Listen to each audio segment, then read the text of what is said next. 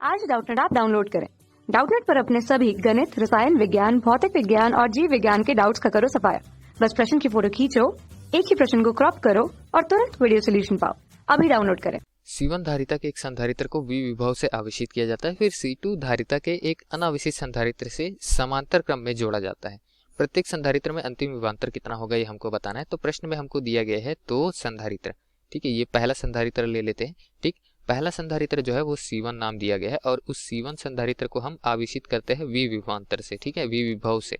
तो आवेशित करने के पश्चात इसके सिरों पर विभवांतर कितना हो जाएगा, V हो जाएगा, ठीक। ये आवेशित हो चुका है, C1 संधारित्र है, ठीक है। वैसे ही C2 धारिता का एक संधारित्र ले लेते हैं, ठीक है। अब ये C2 धारिता का एक संधारित्र हमने ले लिया, उसको क्या किए, पहले संधारित्र के साथ समांतर क्रम में जोड़ देंगे। चलिए जोड़ देते हैं, ये जोड़ दिए, ठीक।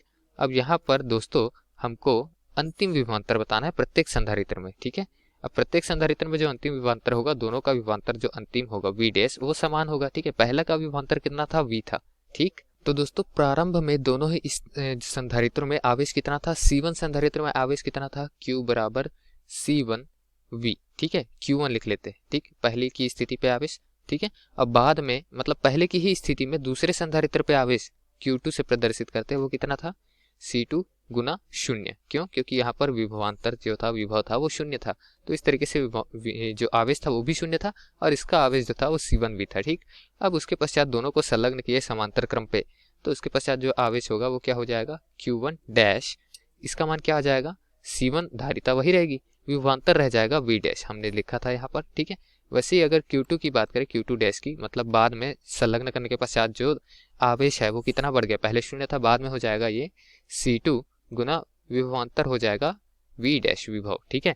अब उसके पश्चात हम क्या करेंगे, आवेश संरक्षण के नियम से ये जानते हैं कि पहले का आवेश बराबर बाद का आवेश। चलिए लिख लेते हैं, संयोजन से पहले कुल आवेश बराबर संयोजन के बाद कुल आवेश। तो संयोजन से पहले कुल आवेश अगर देखें तो दोनों ही संधारित्रों में आवेश था Q1 Q2, तो Q1 धन Q2 लिख देंगे, ठीक है।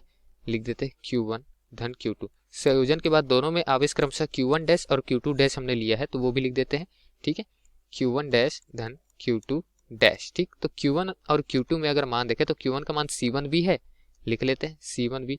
Q2 का मान क्या है, C2 गुना शून्य, क्योंकि विभव शून्य था तो शून्य ही लिख लेते सीधे सीधे।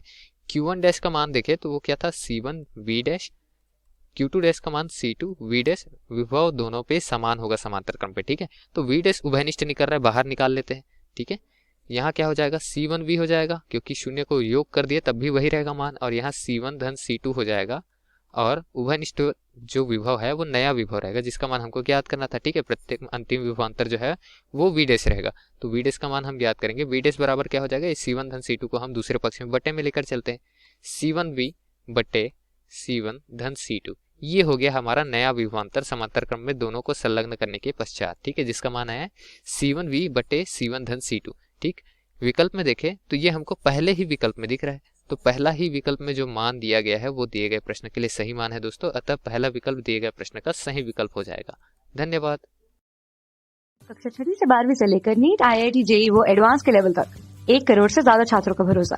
आज ही डाउनलोड करें डाउटनेट ऐप या व्हाट्सएप करें अपने सारे डाउट्स 8400 400 400 पर।